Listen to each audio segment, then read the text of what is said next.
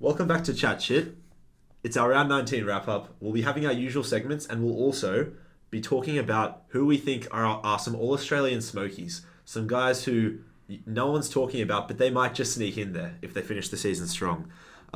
This round we had some finals defining and shaping games, and I can't wait to talk about it. Let's jump into the top 5 players of the round. This was a really tough top 5 to make. I think in past there's been about 5 to 7 guys that really jump out at you as top 5 players in the round. There are about 10 to 12 guys. Agree. I've got 2 guys who had 40 plus disposals that aren't. 3 guys who had 40 plus disposals that aren't in my top 5 this week. Same.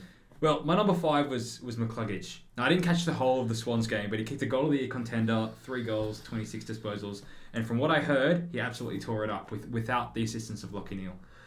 The goal of the year contender was also one of the luckiest bounces I've ever seen. I know. I did see it. But still, the ball went in from about halfway. Yeah, it was unbelievable. My number 5, I had the Shees. It was such a good performance. 2 goals and 35, and just so damaging against Carlton. Really deserved to get the win. I'm going to talk a bit more about it later as something I was a bit upset with in the round. But I think North should have been given a better shot by the umpires in the fourth quarter. I would agree with that. That'd be an interesting conversation later. And Sheasel was just incredible. Just the impact he can have in the front half of the ground. Yeah, 2 goals and 35 at 80%. 100%. He just missed out for me. My number 4 was Caleb Sarong. And this was a toss-up between Sarong and Brayshaw. But Sarong, just the goal, 36, 15 contested possessions, 8 scoring involvements, 5 tackles. He pretty much did everything. They dominated Melbourne by 90 points in Alice Springs earlier in the year, and they've absolutely smashed them again. Yeah, they absolutely have Melbourne's number. And the 2 that you've named so far just missed out on mine. So we've got some different names today. And you won't have this guy. At number 3, I've got Harris Andrews. I didn't have him. Of course, I watched the Swans game. I don't know if you can tell. He just took us to pieces. He just intercept marked everything if we weren't precise with our entries. I think Goulden was able to sort of cut them open.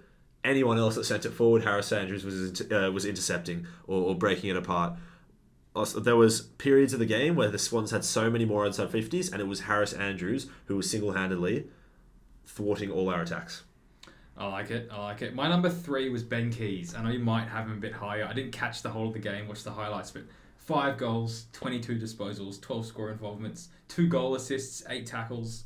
I mean, this guy was absolutely everywhere. I think I'm going to let you talk about it a bit more. Yeah. But yeah. Yeah. Stat line speaks for itself. Yeah. Number 2, I have Jack Ginnivan. What a performance against his old side. He played well, as you mentioned to me, he played well against Collingwood earlier in the year as well. But this was a serious performance. 2 goals and 31 with 11 score involvements. And as a forward, he had that much of the footy, that much impact on the game, and was a huge part of the reason that Hawthorn just dominated Collingwood in quite an unexpected fashion. I like it. My number 2 was Adam Treloar. Now, this guy, the ground was completely torn up. This was like watching your local Sunday League footy match at some ground you've never heard of. I don't know if you saw the ground they were playing on at GMHBA, but there was mud everywhere. This was tough to rack up disposals. This guy managed to be clean. 31 disposals, 3 goals, 9 score involvements, 6 clearances. Wet weather night. You don't really see those stat lines in those sort of conditions. It was pouring. The ground was disgusting. Couldn't really get a clean handle on it, and he really rose above the rest. I think the best player of the round was Ben Keays, who you brought up at number 3. It was an incredible performance. I think all those guys on our list had some pretty crazy stat lines this week. Yeah. But Ben Keays, just watching how he played was electric. The skill that was on display, there were some difficult goals in there, 5 of them, along with a couple goal assists, and he was everything. And I think what tipped it over the edge for me was the game that he did it in, where it was topsy-turvy. Essendon take a 15-point lead in the fourth quarter, and then Keays got his team over the line with his performance. It's a real heart and soul player of the Adelaide Football Club. Badge player. Badge player. My number 1, someone you've already mentioned, was Jack Ginnivan.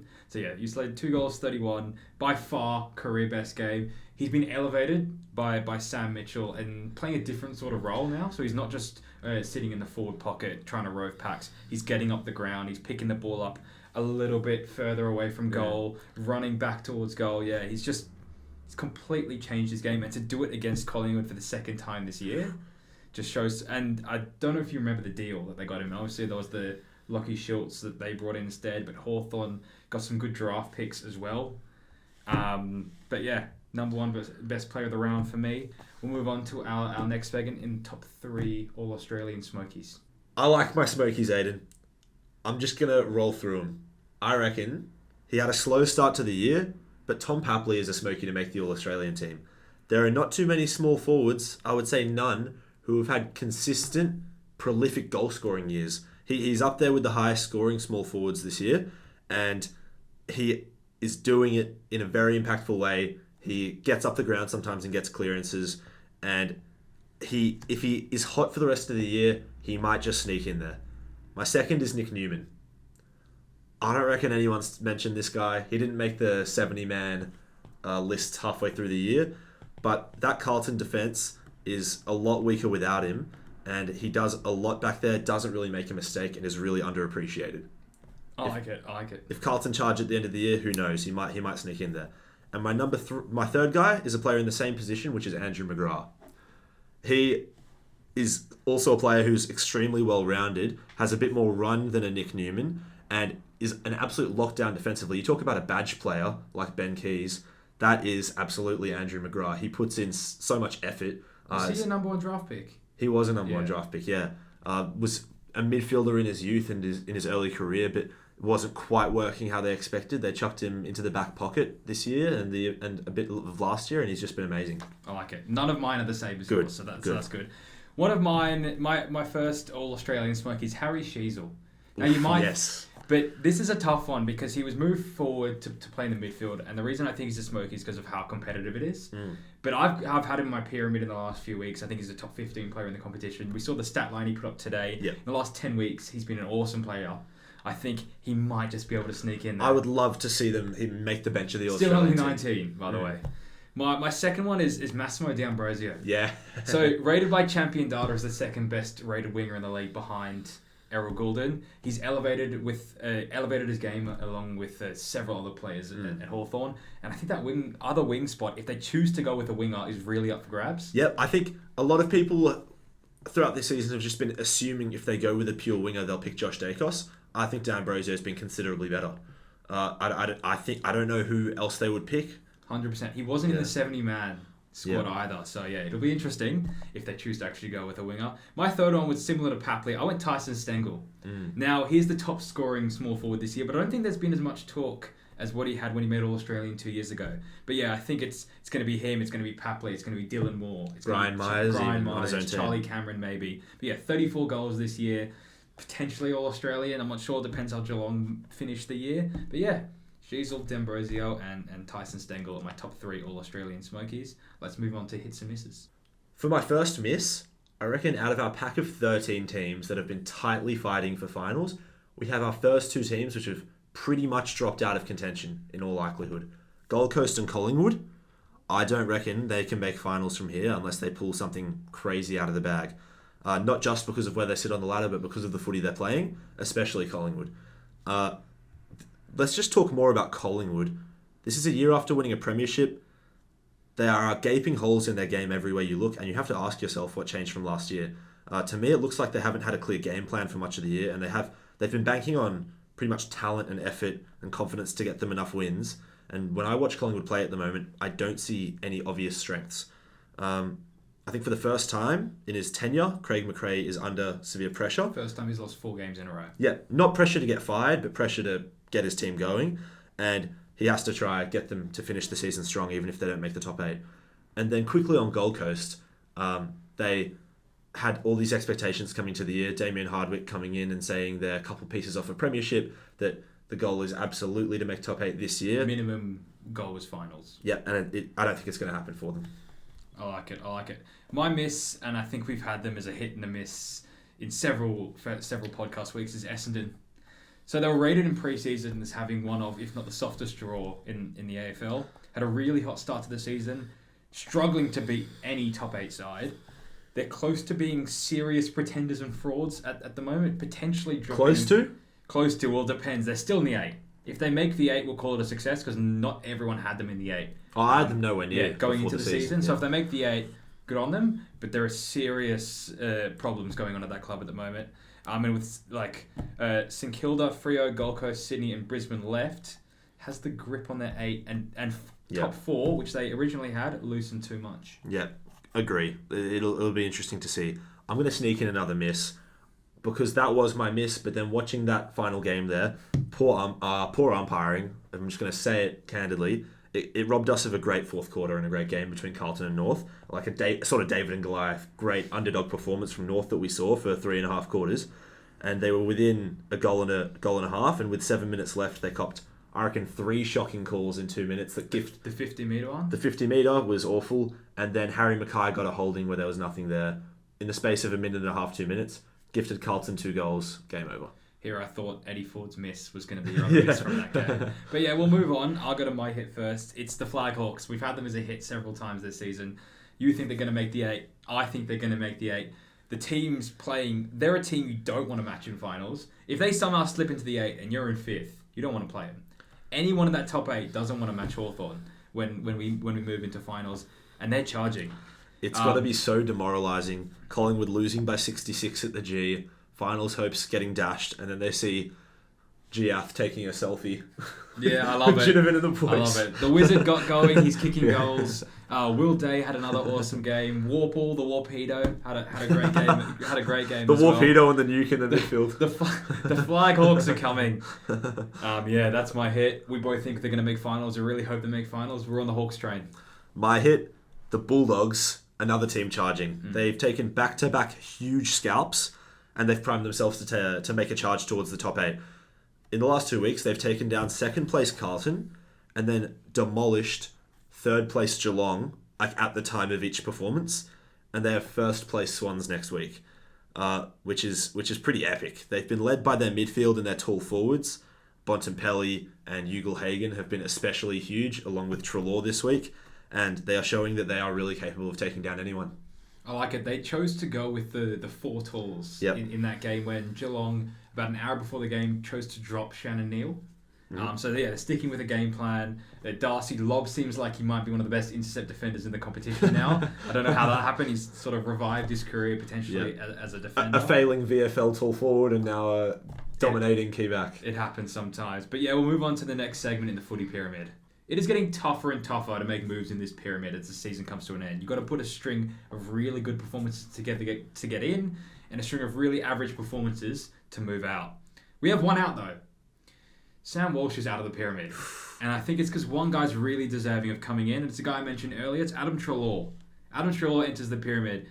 He's a potential All Australian candidate, and he's really driving this Bulldogs team with Marcus Bontempelli to finals. Joining him in the 5th tier is Tom Green. Zach Butters moves down a tier. Charlie Kerner holds a spot. And Harry Sheasel, who I really wanted to move up, holds a spot in the 5th tier. In the 4th tier, moving up, is Caleb Sarong. Moves up a tier. Chad Warner just holds his spot. Isaac Heaney moves down a tier. Had another pretty quiet game. Zach Merritt holds a spot. Into the 3rd tier, Lachie Neale moves down. He was held by the Swans quite well. Nick Dacos on the verge of being dropped as well in the 3rd tier. Sicily moves up. Wow. He's now in the 3rd tier. When he gets going, and he's not even going at 100% at the moment. He's got a pretty injured shoulder. He's not able to reach for the ball fully, but he's setting up. He's quarterbacking this Hawthorn team. Sometimes going forward, he's doing everything for them. In the 2nd tier, moving up, the shining light for the Swans is Errol Goulden. He's now in the 2nd tier again. Joining him, Marcus Bontempelli holds a spot, and Patrick Cripps holds his spot at the top. Let me know what you think of the pyramid, and if you have any other non-midfielders in. Yeah, I don't like how much I'm agreeing with your pyramid, but I do reckon Harris Andrews should be in there. That's my one call. I think he's been the best key back. I was big on the Sam Taylor train early in the year, but I think Harris Andrews has been the best defender in the league this year. I like it. I'll have to think about it next week. And we'll move on to the power rankings. We're going to block Librarian Duck here, I apologise. Now, in 18th, Richmond... Speaking of that, if you didn't notice, in every single podcast we've had this year, there's been a different duck here, and we've been begging someone to comment about it. But different duck every week. Continue. Librarian Duck. In 18th, Richmond fans did not have high expectations for this year, if they were sane, but I don't think they could have imagined that they'd be 2-16 at this point, and it's not been good. Next up is West Coast, who They've had patches of form. This is not one of those patches right now. In 16th, North Melbourne, who I wanted to put higher, but I think they're playing really Their well. game is climbing. They're playing really well. Outside of that performance against Sydney, which is understandable, they've been really solid and competitive. Next up, we have St Kilda, and then Adelaide, who are making some scalps. Taking some scalps and got a huge win against Essendon, as we mentioned. Next up is Gold Coast and Collingwood, who we touched on. These teams now are probably out of finals contention. Gold Coast have not won a single away game this year and have not lost a single home game. Imagine being 9-0 at home and being 13th on the power rankings. This is potentially going to be one of the hardest records to break if Gold Coast stick being 100% at home, 100% losses away. Yeah, and it might just last the whole season. Who knows? Next up, we have Melbourne, who, Freo's just done something to their confidence. I reckon their bad performances and their slide this season sort of started with that first Freo smashing, and now maybe Freo are going to rip their momentum away again. Just as they were starting Melbourne to look went in without a ruckman last week against Essendon, and it worked. This week, Harrison Petty was absolutely smashed by Shrek and Jackson. Yeah, absolutely. Next up is Port Adelaide, who they're in the top 8, right? Where do they sit? They sit in 7th with a healthy percentage of 106, but they're a tough team to trust. Yeah, I agree. They're a tough team to trust.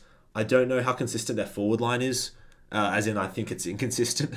And I reckon, in my eyes, they're probably the 10th most likely to make finals. Carlton and Sydney in the next 2 weeks as well. Yeah, and I don't make this in terms of likelihood to make finals, but I reckon Hawthorn probably push ahead of them in all likelihood, and so do the Bulldogs. Both teams that sit one win behind Port Adelaide right as it stands right now. Next up, we have Essendon, who I don't know if they deserve to be above Port right now, but sitting with a percentage below 100, those questions that we had earlier in the season starting to manifest here in a consistent run of average form, and they're just clinging onto a final spot for all they can. Next up is Geelong. They've had an interesting 10 or so weeks where they looked so bad and then just randomly went through a 3-week stretch of being just about the best side in the comp, and now look pretty poor again. So this week. So maybe they were on the wrong end of just a really good performance from the Dogs, but we'll see. They do have a pretty soft draw coming home with North, Adelaide, St Kilda and West Coast in their last 5. Oof, that is a very soft draw. Next up is the Bulldogs. Now, they are not a team that is out of form. I talked about them as my hit for this week, and they look to be putting it together, jumping on the skipper's back, and I hope they make finals because I like watching them play. I really hope it's a finals list. Yeah, absolutely. GWS Giants in 6th, as we've talked about, just continuing to over the last few weeks put some form together. I think that's 3 wins in a row, and the pressure is off a little bit.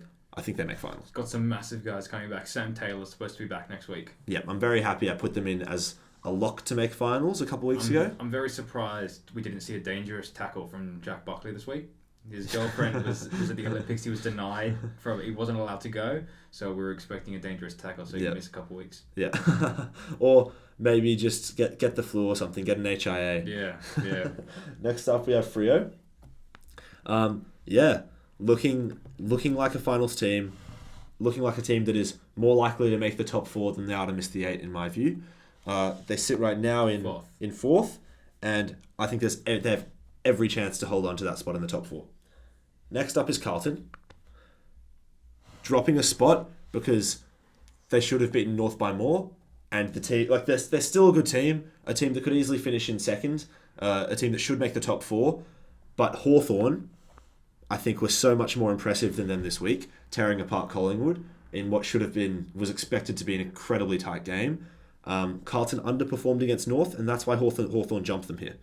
I feel comfortable saying that Hawthorn are a top 3 side in the comp the way they're playing right now, alongside Sydney and Brisbane, probably playing better than Sydney at the moment. Next up is, and I had to have a real think about this, because the top 2 teams are Sydney and Brisbane, who played each other this week. But when you look at it, Brisbane just got across the line by 2 points. You have a lot of injury trouble with Sydney today. They played 3/4 or 2.5 quarters of this game with only 2 players on the bench. Game was at the Gabba as well. Game at the Gabba. Mills and Rowbottom and McInerney, 3 key cogs in the midfield, all out before the game even started. And then 2 more injuries. I think Swans deserve to hold their spot above Brisbane because of those circumstances. And the fact that they do still sit 2 wins on top of the ladder. And I trust the Swans less than I did 4 weeks ago. But I think I still trust them to make a deep finals run and be there on the grand final there. Yeah, just like the pyramid, it's getting tougher and tougher to move teams around on the power rankings. And we're starting to finalise what they're going to look like after round 24. Which has taken a while with how tight it's been in the centre of the ladder. 100%. So thanks you guys for watching. Let us know your thoughts in the comments and we'll see you in the next one.